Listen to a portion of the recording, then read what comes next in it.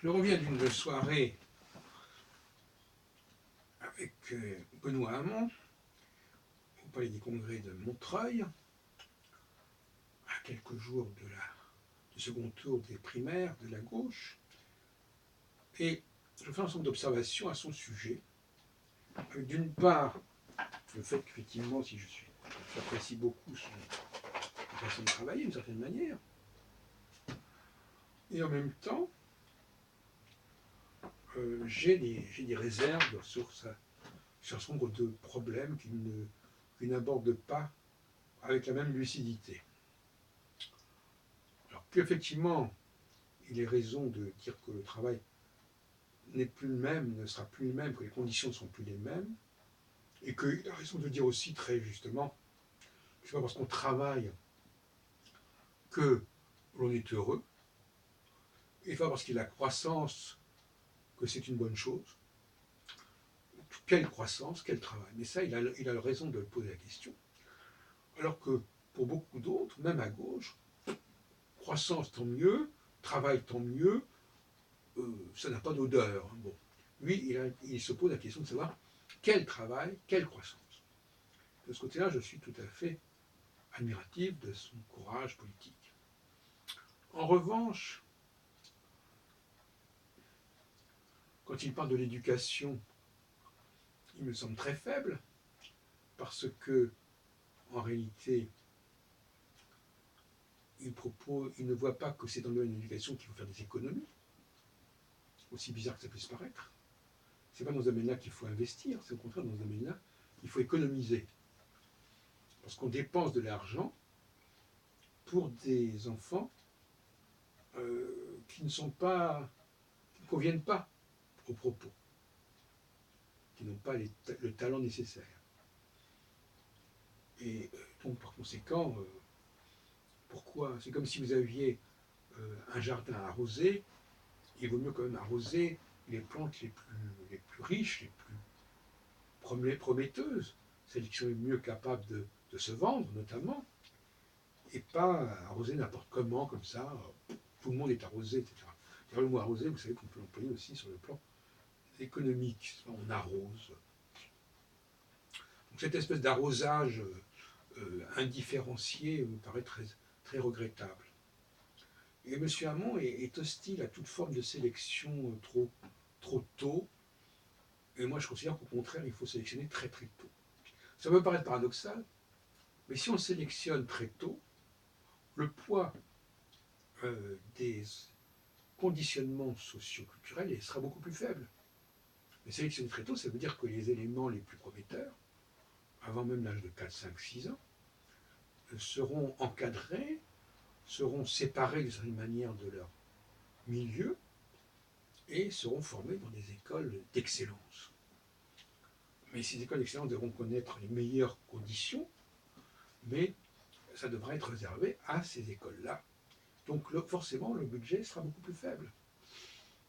Alors, ceux qui n'auront pas été sélectionnés dans ce premier temps, je ne vois pas l'intérêt forcément de les garder dans le système scolaire, parce que, comme beaucoup de gens seront payés, d'après le revenu universel, seront payés à des tâches, parce que pour moi, les allocations vont comporter des contreparties, et on parle beaucoup plus actuellement de l'éducation à la maison, eh bien je pense que beaucoup des parents qui recevront des allocations devront s'occuper de transmettre à leurs enfants, ceux qui n'ont pas été sélectionnés, ceux qui n'ont pas été triés sur le volet. Et donc le problème ne sera pas posé sur le plan économique. En fin de compte, le revenu universel permettra d'économiser de l'argent, puisque beaucoup des personnes qui recevront ces allocations seront chargées de la formation de leurs enfants, ou d'enfants autour d'eux. Ce que j'appelle d'ailleurs l'économie de voisinage. Donc on peut faire énormément d'économies au niveau de l'éducation, contrairement à ce que croit M. Hamon, qui propose qu'on augmente le nombre de professionnels dans ce domaine. Deuxième point, en ce qui concerne les femmes. Alors là, c'est un point aveugle totalement, égalité entre les hommes et les femmes. Et ça, c'est un déni de réalité. M. Hamon parle de réalité, mais c'est un déni de réalité. M. Hamon parle de l'avenir, mais l'avenir montrera, dans les quelques décennies qui viennent, à quel point les femmes et les hommes ne doivent pas être traités de la même manière, n'ont pas les mêmes vocations. Et d'ailleurs, lui-même le reconnaît, puisque quand il parle de certains métiers, il dit qu'ils sont essentiellement réalisés par des femmes. Il faut savoir qu'on doit. Alors, il faudrait quand même arriver à ne pas dire n'importe quoi. Et alors, bien sûr, je sais bien qu'il y a un électorat féminin important et qu'il faut savoir lui parler, mais il ne faudrait quand même pas tomber dans la démagogie. Et puis, alors, concernant la laïcité, bon, M. Hamon dit des choses très justes quelque part, très raisonnables. Il faut respecter les différentes religions, les différentes cultures, certainement, mais il faut éviter la promiscuité. Il faut que les valeurs des uns et des autres ne sont pas compatibles. La notion de compatibilité, vous savez qu'on a souvent parlé de la compatibilité entre l'islam et la République, mais c'est même pas la question là. Il y a différents groupes, pas seulement culturels, mais aussi les femmes et les hommes, les problèmes d'âge, etc. Il y a des tas de structures qui ne sont pas compatibles entre elles pour toutes sortes de raisons. Et par conséquent, il faut que chacune de ces structures ait son propre espace. Il faut créer un grand nombre d'espaces culturels, de maisons de la culture, propres à telle et telle catégorie, que toutes les catégories puissent avoir des espaces relativement importants, où elles puissent s'épanouir selon leurs propres valeurs, et qu'on évite au maximum la mixité dans tous les domaines. Par ailleurs, il est clair que ces différents espaces culturels, cultuels, doivent être construits en proportion du nombre de membres dont elles comportent. Et par conséquent, il est clair que, à ce titre-là, les chrétiens ont droit à un espace beaucoup plus important que les juifs ou les musulmans ou les protestants. Enfin bon, encore autre chose. Les catholiques et les protestants, les catholiques sont beaucoup plus nombreux que les protestants, puisque les protestants sont moins nombreux que les musulmans. Mais voilà, donc je suis d'accord avec M. Fillon, quelque part, pour dire que, bon, effectivement, il y a des espaces dominants qui sont chrétiens, qui sont catholiques. Voilà, c'est tout. C'est une question de proportion démographique. Je crois que tout le monde est disposé à accepter ce critère démographique. Hein. Plus une entité comporte un grand nombre de membres, plus il est normal qu'elle ait un plus grand espace. Mais il n'y a pas d'espace neutre, ça ne veut rien dire un espace neutre. Un espace public, ça ne veut rien dire. Il y a des espaces qui sont propres à tel et tel groupe, et dans certains cas, ce sont des espaces qui peuvent être complètement privés. D'autre part, ce sont des espaces qui peuvent être ouverts à d'autres groupes qui peuvent circuler en ne mettant pas en cause les valeurs du groupe dominant dans cet espace. Autrement dit, par exemple, il peut très bien y avoir, pour moi, il y a deux catégories d'espaces pour chaque entité.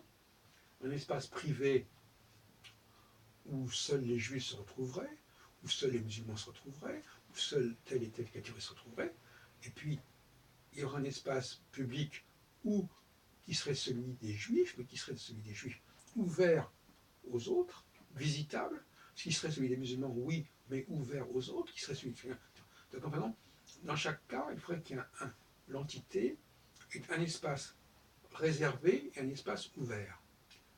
Un espace pour les members only, réservé, où là, il faudrait éviter le maximum les interférences, parce qu'il est bon que tel groupe vive pleinement ses propres valeurs sans interférence, et que par ailleurs, il y ait un deuxième volet qui soit ouvert vers la visite, comme dans les foires, voilà, que les gens peuvent... C'est comme par exemple ce qui se passe avec le quartier chinois, puisque nous sommes là dans le 13e arrondissement, où à la fois il est évident qu'ils ont leur propre mode de fonctionnement interne, et qu'évidemment ils ont aussi des restaurants, des boutiques où tout le monde peut venir, etc.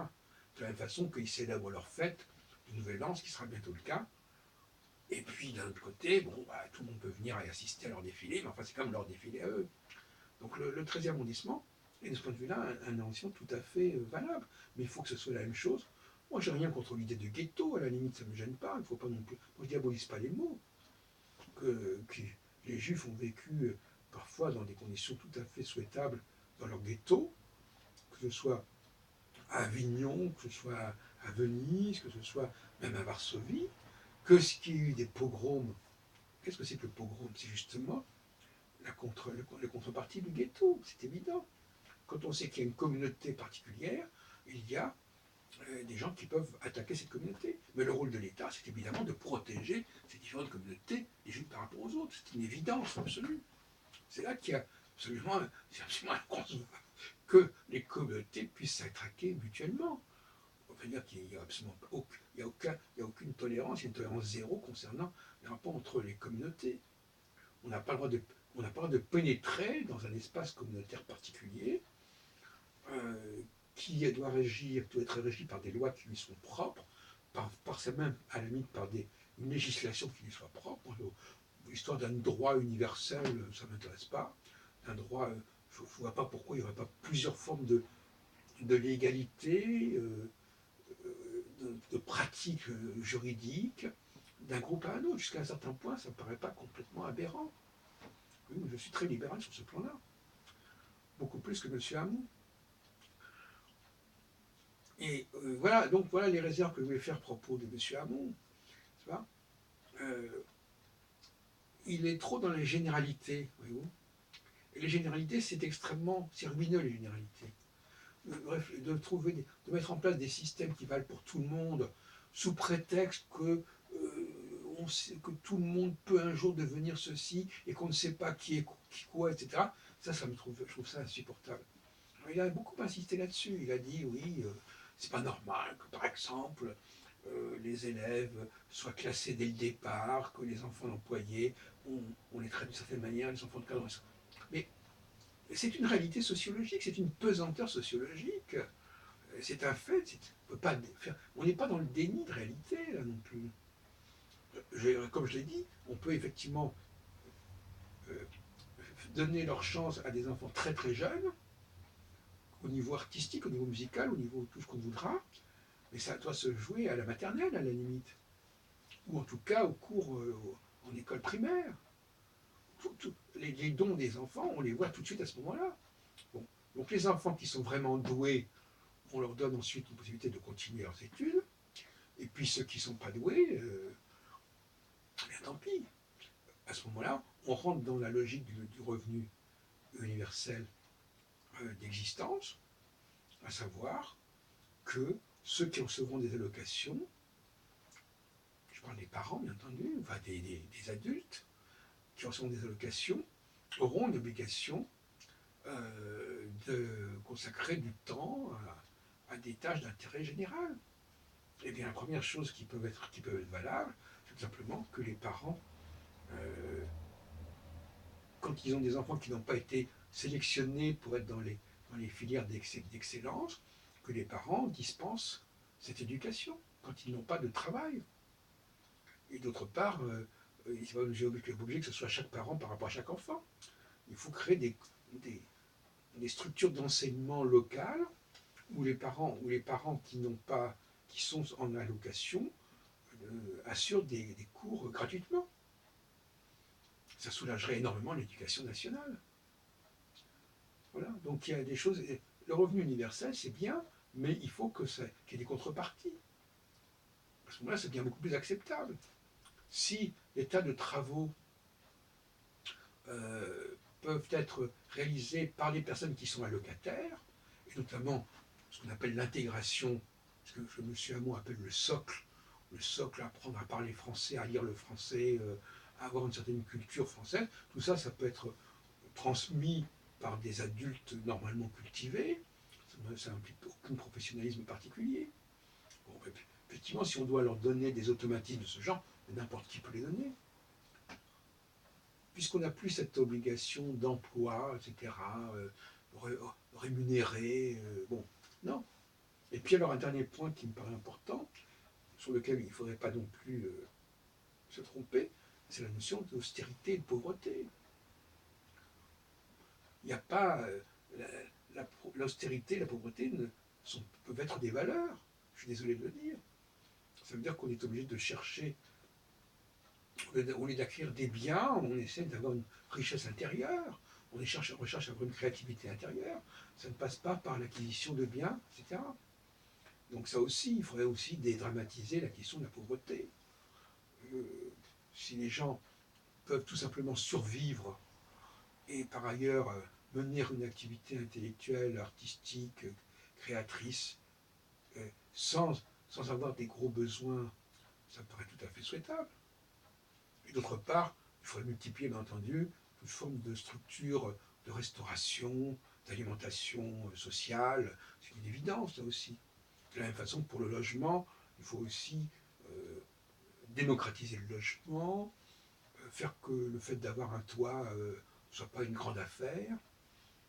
Moi, je suis même pour une sorte de logement un peu comme le Vélib, c'est-à-dire où tout simplement, bon, voilà, les gens puissent se loger. Tel jour il loge ici, tel autre jour il loge là-bas. Ça n'a pas beaucoup d'importance. Avec tout un logiciel décoratif qui fait que lorsque la personne entre dans cette cellule, si on peut dire, elle met sa clé et sa clé crée un environnement qui lui est son propre environnement. Donc la technologie de ce côté-là va complètement modifier les valeurs de logement. Et demain, bon, bah, le logement, c'est tout simplement un espace vide dans lequel on va installer une décoration propre à la personne qui va l'habiter. Hein, ça me paraît tout à fait banal. Donc, voilà ce que je voulais dire en gros, n'est-ce pas, par rapport à M. Hamon, et je vous laisse réfléchir là-dessus.